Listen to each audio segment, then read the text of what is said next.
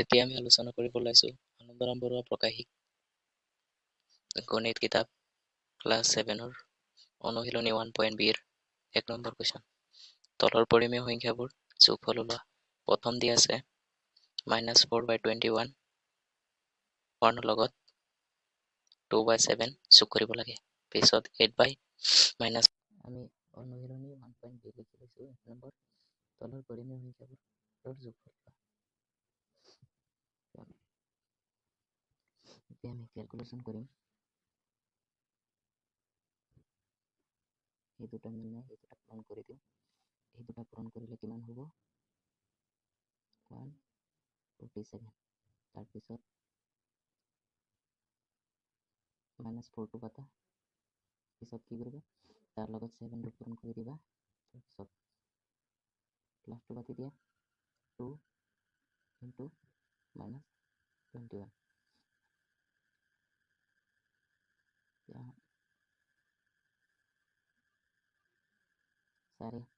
-4 into 7 -4 ৰ লগত 7 পূৰণ কৰিলে কিমান হ'ব? -28 প্লাছ 22 লগত 21 ৰ লগত 2 পূৰণ কৰিলে কিমান হ'ব? 42। তলত 147। তাৰপিছত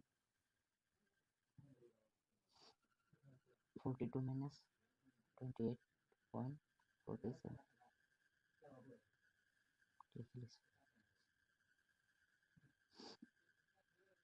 28 গ'লে কিমান থাকে? 42 পৰা 28 গ'লে 14। তলত কিমান থাকিব? 147। 14 হাতে কাটিলে 2 বাৰ আৰু 147 হাতে কাটিলে 21 বাৰ। নহ'লে ইয়াৰ এনচাৰটো হ'ব 2/21। সেইটো আমি প্ৰথমটো এনচাৰ -4/21 2/7 প্লাছ কৰিছোঁ। ফাৰ্ষ্টত 21 হাতত পূৰণ কৰি 147 তলত পাৰিছোঁ। তাৰপিছত 4 into 7 লিখিছোঁ। প্লাছটো ওপৰত উঠাই দিছোঁ। 2 into 21 লিখিছোঁ। তাৰ এতিয়া 4 into 7 কৰি দিছোঁ। -28 পাইছোঁ। তাৰপিছত 21 লগত 2 পূৰণ কৰি 42 পাইছোঁ। তাৰপিছত মাইনাছ কৰি দিছোঁ। মাইনাছ কৰি দিয়াৰ পিছত 14 হ'ল। 14 পৰা 14 হাতেৰে কাটিলোঁ 2 বাৰ আৰু 147 হাতেৰে কাটিলোঁ 21 বাৰ। আমাৰ এনচাৰ হৈছে 2/21। নম্বৰটো কৰিব দিছিলে 8/-5, 4/15। আমি কি কৰিছোঁ? প্ৰথমতে প্ৰামাণিক ৰূপ লৈ পেলাই তাৰ লবটো প্লাছ কৰি দিছোঁ, ধনাত্মক কৰি দিছোঁ, হৰটো ধনাত্মক কৰি দিছোঁ আৰু হৰটো ধনাত্মক কৰি দিছোঁ, লবটো ঋণাত্মক কৰি দিছোঁ। তাক প্ৰামাণিক ৰূপত নি পেলাই তাৰপিছত প্লাছটো পাতি দিলোঁ। তাৰপিছত 8ৰ লগত 15 পূৰণ কৰি দিছোঁ আৰু 4ৰ লগত 5 পূৰণ কৰি দিছোঁ। তাৰপিছত 5ৰ লগত 15 পূৰণ কৰি 72 বহাই দিছোঁ। তাৰপিছত 8ৰ লগত -8ৰ লগত 15 পূৰণ কৰি 20 পাইছোঁ। প্লাছ তাৰপিছত -4ৰ লগত পূৰণ কৰি 5 পূৰণ কৰিলে 20 পাইছোঁ। তাৰপিছত টোটেল প্লাছ কৰি দিছোঁ। কিমান হৈছে? 148। তাৰপিছত 17ক 5 বাৰ কাটিলে কিমান হয়? 15 আৰু তাক বাৰ কাটিলে 28 বাৰ। তেনেহ'লে কিমান হ'ব? 28।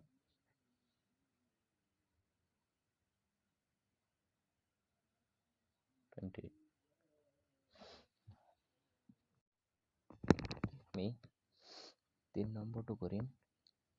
1/6, 2/-3। 1/6 প্লাছ প্ৰামাণিক ৰূপ কৰি লবটোক মাইনাছ বনাই দি হৰটো ধনাত্মক কৰি দিছোঁ।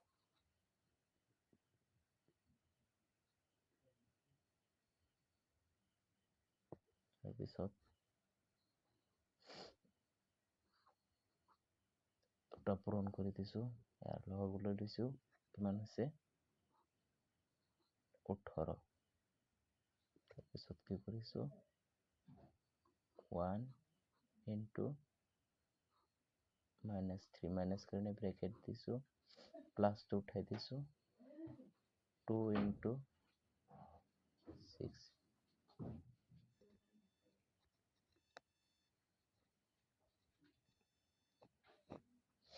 ইয়াৰ মাইনাছটো উঠি গৈছিলে,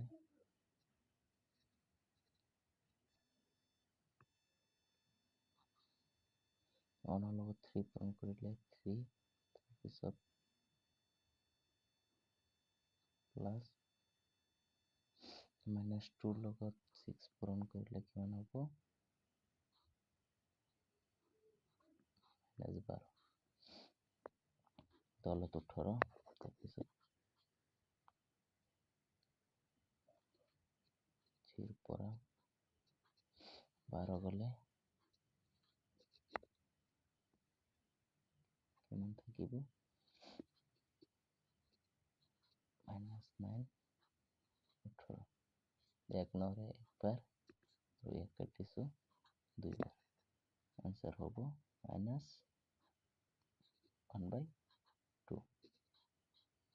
এইটোৱে আমাক কৰিব দিছে। ফাৰ্ষ্টত কৈছে 1/6, 2/3, 2/-3 যোগ কৰা। এতিয়া আমি 1/6 পাতি লৈছোঁ, যোগ চিনটো বহাই দিছোঁ, এইটো সূত্ৰৰ ফৰ্মুলাৰ পৰা আহিছে যোগ। তাৰপিছত ইয়াৰ প্ৰামাণিক ৰূপ কৰি দিছোঁ। আগতে হৰটো মাইনাছ আছিলে, এতিয়া লবটো মাইনাছ হৈ গৈছে।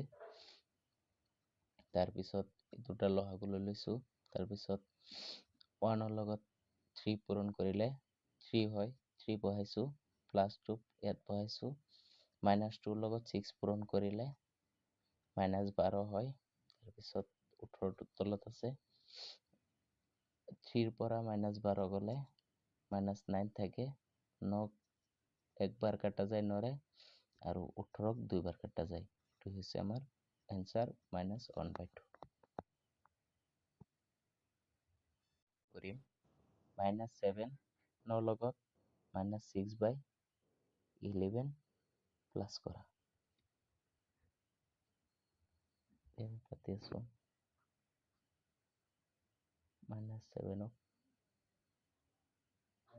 -7ক এনেকৈ লিখিব পাৰি, কাৰণ যিকোনো সংখ্যা এটাৰ লগত 1 এটা হৰণ হৈ থাকে। এইটো হৰণ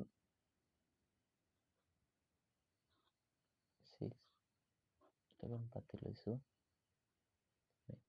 তাৰ লসাগু লৈ লৈছোঁ, তাৰ লসাগু 11 লৈ লৈছোঁ, পিছত -7 × 11 প্লাছ -6 × 1।